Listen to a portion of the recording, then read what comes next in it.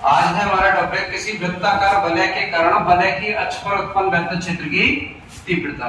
तो जब किसी वलय की अक्ष पर उत्पन्न वैद्युत क्षेत्र की तीव्रता की बातें करते हैं तो ये हमको कोई वलय दिखाई गई है। वलय का मतलब होता है हमने कोई चालक तार ले लिया, उस चालक तार को हमने बेंड कर रखा है, ठीक है। तो अब हम इस बोर्ड पे, क्योंकि ये हमारे पास में 2D है, यानी कि इस पर सिर्फ x और y प्लेन में लिखा जा सकता है, और ये जो डायग्राम है वो 3D में है। तो 3D का मतलब ये है कि मैंने यहाँ एक रिंग ले रखी है और इस रिंग के लिए इसको पूरे को कंप्लीट को चार्ज दे रखा है हमने Q। जैसे ही हमने इसको चार्ज दे रखा है तो इस चार्ज के रेस्पेक्टिवली इस चार्ज के ओरिजिन से ये कोई पॉइंट P है। अब ये पूरा डायग्राम हमें अगर इस बोर्ड पे बनाना हो तो ये वाली शेप आएगी, जैसा कि आपको शैडो में दिखाई दे रहा है। तो ये वाला जो शेप है ठीक शैडो की तरह है, ठीक शैडो की तरह है। तो हमने क्या किया, इसको +Q चार्ज दिया और +Q चार्ज जो है इसको पूरे सर्कुलर पाथ पर एक समान रूप से यूनिफॉर्म शेप में डिस्ट्रीब्यूट हो जाएगा, यहाँ यहाँ यहाँ इस तरीके से। तो इसकी जो रेडियस a है तो हमने क्या किया, इस पार्ट के रेस्पेक्टिवली, यानी कि इस पार्ट का नाम हम दे सकते हैं a b और इस डिवीजन को बोल सकते हैं a डैश b डैश। तो इसके केंद्र से, वलय के केंद्र से स्मॉल x दूरी पर, हमने बोला अक्ष पर, यानी कि स्मॉल x दूरी, तो ये वाला अक्ष कौन सा हो जाएगा, x एक्सिस, और ये वाला अक्ष y एक्सिस। तो इस x अक्ष पर कोई बिंदु P है, कोई पॉइंट P है जिस पर उत्पन्न वैद्युत क्षेत्र की तीव्रता। तो हम क्या करेंगे, इस पार्ट के, इस डिवीजन के रेस्पेक्टिवली, फिर अगला डिवीजन, फिर अगला डिवीजन, फिर अगला डिवीजन, हर एक डिवीजन के रेस्पेक्टिवली इस पॉइंट पर कितना चुंबकीय वैद्युत क्षेत्र उत्पन्न होगा, उस वैद्युत क्षेत्र के लिए हमें कैलकुलेशन करनी है, यानी कि dV निकालनी है, डेल्टा E निकालनी है। क्या निकालनी है, डेल्टा E निकालनी है। तब इस बिंदु P पर डेल्टा E के बहुत सारे कंपोनेंट हो जाएंगे, बहुत सारी चीजें हो जाएंगी। डेल्टा E हर एक डिवीजन के, इसके लिए, फिर इसके लिए, फिर इसके लिए। तो यहाँ डेल्टा E के क्या, दो कंपोनेंट होंगे, दो कंपोनेंट होंगे। इसका नाम होगा डेल्टा E cos थीटा और इसका नाम होगा डेल्टा E sin थीटा। तो डेल्टा E cos थीटा इधर क्यों है, उसका भी रीजन, जिधर एंगल होता है उधर cos लेते हैं, जिधर एंगल नहीं होता तो उधर sin लेते हैं। एक तो ये सिंपल तरीका है।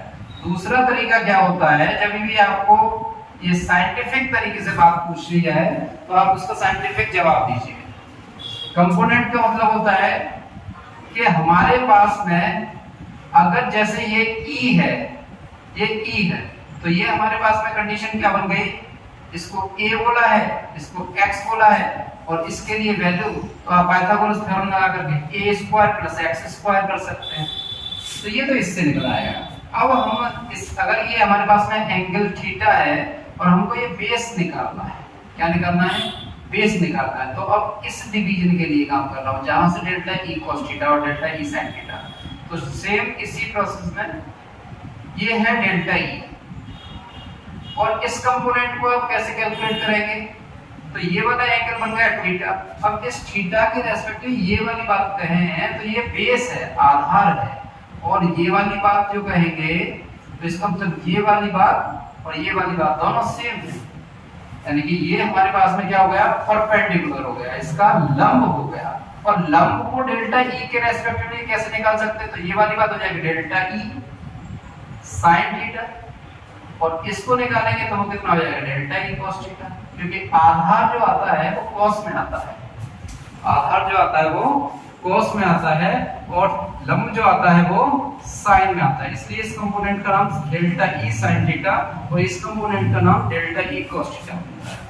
जब डेल्टा E sin थीटा ये है तो इसी के पैरेलल में ये वाली बात, तो इसका भी नाम कितना हो जाएगा, डेल्टा E sin थीटा।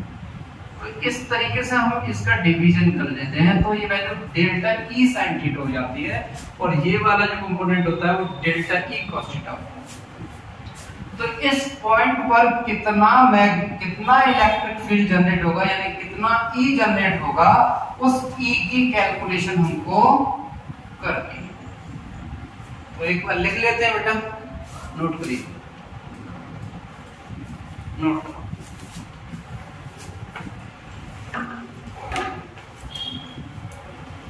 प्रस्तुत चित्र में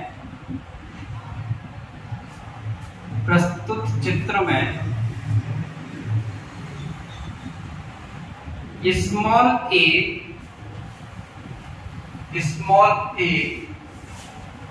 त्रिज्या की कोई वृत्ताकार वलय दिखाई गई है,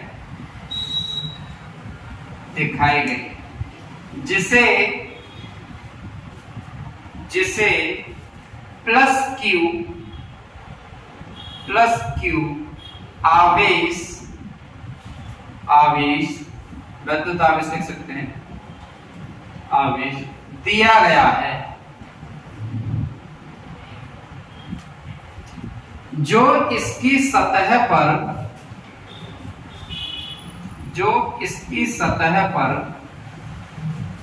एक समान रूप से फैल जाता है,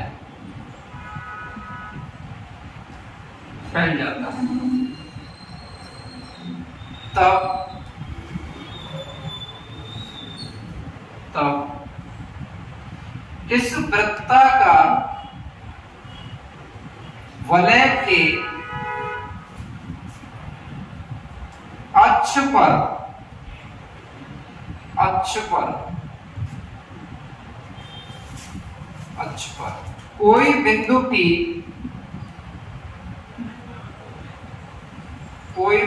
P वलय के केंद्र से स्मॉल x दूरी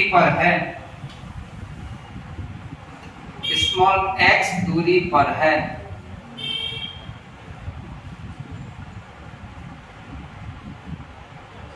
जिस पर उत्पन्न वैद्युत क्षेत्र की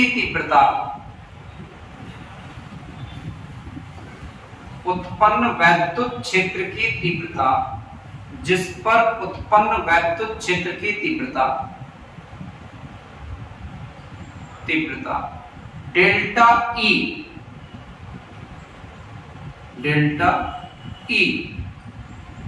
तो डेल्टा ई जो है वो प्रत्येक खंड के कारण है ना। तो हमें काम जो करना है संपूर्ण वलय के कारण करना है, तो डेल्टा को हटा दो, कैपिटल ई लिख दीजिए, कैपिटल ई के लिए हमें सूत्र की स्थापना करनी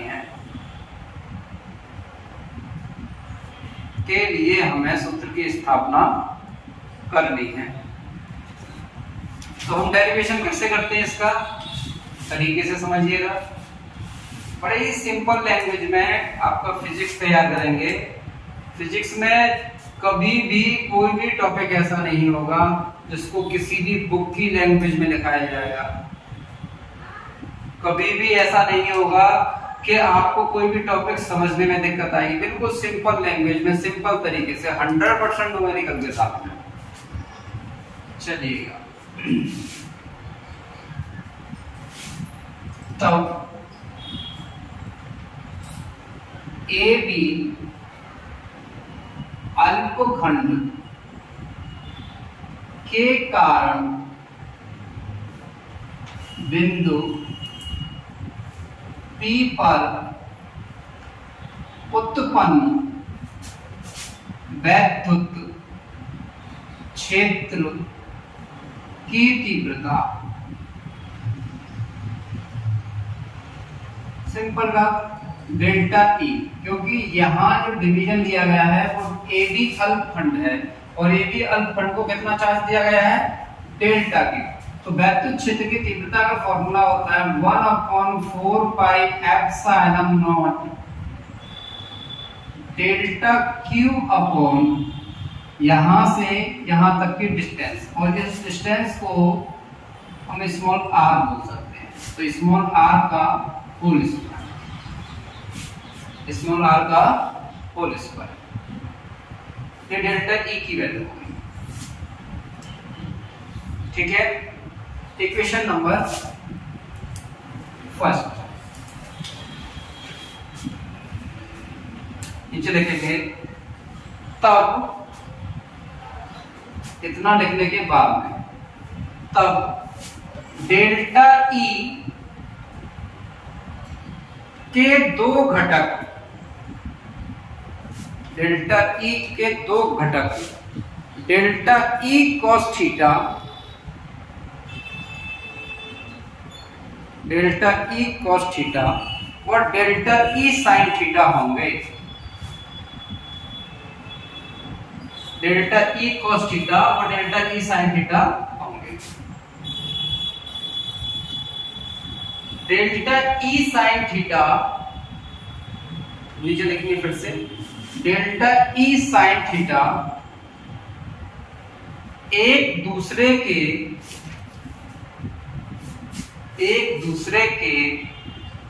विपरीत दिशा में है,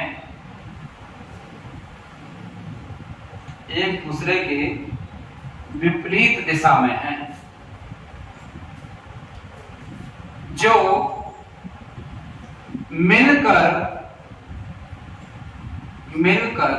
एक दूसरे को निष्क्रिय कर देंगे। निष्क्रिय का मतलब होता है ये दोनों एक दूसरे को कैंसिल आउट कर देंगे। तब संपूर्ण वृत्ताकार वलय के कारण, तब संपूर्ण वृत्ताकार वलय के कारण वलय की अक्ष पर, वलय की अक्ष पर स्थित बिंदु P पर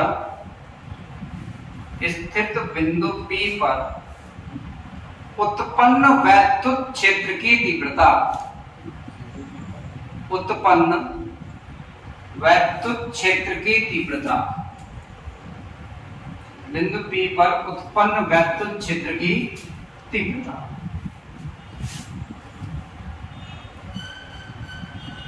बिंदु P पर उत्पन्न वैद्युत क्षेत्र की तीव्रता, किसके कारण?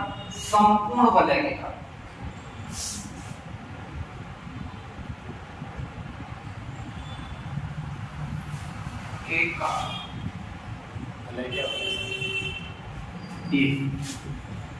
इसके रेस्पेक्टिवली इस पॉइंट P पर कितना वैद्युत क्षेत्र उत्पन्न होगा, इसकी हमें तीव्रता निकालनी है। तो इसके लिए वैल्यू हो जाएगी E is equal to summation delta E cos theta. जब ये दोनों एक दूसरे को कैंसिल आउट कर देंगे तो परिणामी वैद्युत क्षेत्र की तीव्रता कितनी हो जाएगी? Delta E cos theta. तो इस डेल्टा E cos थीटा के लिए डेल्टा E का one summation 1/4 pi epsilon not delta Q upon R square into cos theta की वैल्यू हम निकाल सकते हैं। तो cos थीटा की वैल्यू हम यहां से निकालेंगे। तो ये cos थीटा ये वाला पॉइंट P हो गया, ये O हो गया, इसको कोई नाम OPQ नाम दे देते हैं। तो इसके हिसाब से यहां से जो वैल्यू निकल के आएगी वो होता है cos में आधार बटे कर्ण। तो आधार कितना है आपका x और बटे कर्ण कितना है आपका स्मॉल r। तो यहां लिख सकते हैं आप cos थीटा ट्रायंगल OPQ से, ट्रायंगल त्रिभुज OPQ से cos theta is equal to आधार का मतलब हो गया OP अपॉन कर्ण का मतलब है स्मॉल r था ये, ठीक है ना। तो इसकी वैल्यू कितनी है पी क्यू। ओपी की वैल्यू कितनी है आपके पास में x अपॉन पी क्यू की वैल्यू कितनी है r। तो ये cos थीटा की वैल्यू, तो यहां से मैंने उठा के इस वैल्यू को यहां पुट कर दिया है x अपॉन r। और इस r की जो वैल्यू है वो पाइथागोरस थ्योरम से कितनी हो जाएगी a square plus x square. ये सिंपल टॉपिक है आपका, ठीक है। तो इस बिंदु P पर परिणामी चुंबकीय क्षेत्र, परिणामी वैद्युत क्षेत्र की तीव्रता जो होगी वो जब ये दोनों दूसरे को कैंसिल आउट कर देंगे तो जो रिजल्टेंट वैल्यू होगी वो किधर जाएगी डेल्टा E cos थीटा के साथ में। किसके साथ में आई जाएगी डेल्टा E cos थीटा के साथ में। जब डेल्टा E cos थीटा वहां पहुंच जाएगा तो समेशन, अब समेशन जो होता है वो किसके लिए होता है, समेशन हम लगाते क्यों हैं, क्या 1/4 पाई एप्सिलॉन नॉट के लिए समेशन लगाया है? बिल्कुल नहीं। ये जो वैल्यू है क्या r के लिए लगाया है? बिल्कुल नहीं। x के लिए लगाया है? बिल्कुल भी नहीं। ये जो एंगल है, ये जो समीशन लगाते हैं हम उस वैल्यू के लिए लगाते हैं जो वैल्यू वेरी करती है, जो बढ़ रही है या घट रही है। हमेशा याद रखेंगे कभी भी किसी भी कांस्टेंट वैल्यू के लिए, कभी भी किसी भी कांस्टेंट वैल्यू के लिए, कांस्टेंट वैल्यू के लिए ये जो वैल्यू होती है किसका मान, कांस्टेंट वैल्यू के लिए समेशन कभी भी कार्य नहीं करता। तो समेशन के लिए बाहर निकालेंगे 1/4 pi epsilon not summation delta Q upon r into r मिलकर के RQ बन गया और ये वैल्यू हो गई आपके पास में E। तो E is equal to 1/4 pi epsilon not, complete वाले को कितना चार्ज दिया था हमने, Q चार्ज दिया था तो वो Q आ गया upon RQ into x, complete के लिए काम। तो E इज इक्वल टू हो जाएगा आपका 1/4 pi epsilon not Q upon, अब इस R की वैल्यू हमने जो यहां से पुट की है उसको यहां रखिएगा तो ये हो जाएगा, आप जानते भी हैं कि R इज इक्वल टू, हम इसको लिख सकते हैं a square plus x square की पावर 1/2। रूट का मतलब होता है पावर 1/2। अगर मुझे इधर Q लगाना है यानी मुझे लिखना है RQ, तो मैं इधर क्या लिखूंगा a square plus x square की पावर 1/2 का होल क्यू करूंगा। और इस होल क्यू का मतलब क्या होता है, a square plus x square की पावर 3/2। ये RQ की वैल्यू है। इस RQ की वैल्यू को जब यहां पुट करेंगे तो x तो सेम, और इसकी वैल्यू को जब यहां पुट किया तो a square plus x square की पावर 3/2 होगा। a square plus x square की पावर 3/2 होगा, ठीक है। अब इसके कंडीशन केस लगाएंगे, कंडीशन फर्स्ट में क्या कर सकते हैं हम, x इज इक्वल टू, अब x इज इक्वल टू नहीं, इसमें लिखेंगे आप a इज इक्वल टू। अगर हमने x इज इक्वल टू 0 रख दिया तो हमारी बात नहीं बनेगी। a इज इक्वल टू अगर हम 0 रखते हैं तो small x is equal to r हो जाएगा। कितना हो जाएगा, r हो जाएगा। तो ये वाला जो केस है इसको बड़ी सिंपल तरीके से समझ लेते हैं। E इज इक्वल टू यानी कि ये वाला जो चार्ज है अगर इसके सेंटर पर होगा तो कितना इलेक्ट्रिक फील्ड जनरेट होगा पॉइंट P पर, उसकी कैलकुलेशन करते हैं। तो वैल्यू हो गई 1/4 pi epsilon not Q into x upon ये वाली वैल्यू कितनी है 3/2। तो a की जगह पे कितना रखना है आपको 0 प्लस x की जगह पे कितना रखना है r की पावर r स्क्वायर की पावर 3/2। तो यहां से आपकी कैलकुलेशन आ जाती है, x की जगह भी आपको r रखना है। तो 1/4 pi epsilon not Q upon r square की पावर 3/2 इनटू r। तो ये वैल्यू हो गई E is equal to 1/4 pi epsilon not Q into small r upon, इससे ये स्क्वायर कट जाएगा तो r की पावर रह जाएगी 3। अब इस 3 को E इज इक्वल टू आप लिख सकते हैं 1/4 pi epsilon not Q into small r upon r square into r। तो ये r से r कैंसिल हो जाएगा तो इसका मतलब निकल के आ जाएगा आपका result E is equal to 1/4 pi epsilon not Q upon R square, और यही कंडीशन आपने यहाँ पर अप्लाई की थी सब डिवीजन के लिए, स्मॉल नंबर के लिए, ठीक है। यहाँ जो अप्लाई किया था ये यहीं से अप्लाई किया था, तो उसका फॉर्मूला ये है, ठीक है। इससे ये स्पष्ट हो जाता है कि आपने जो कैलकुलेशन यहाँ की है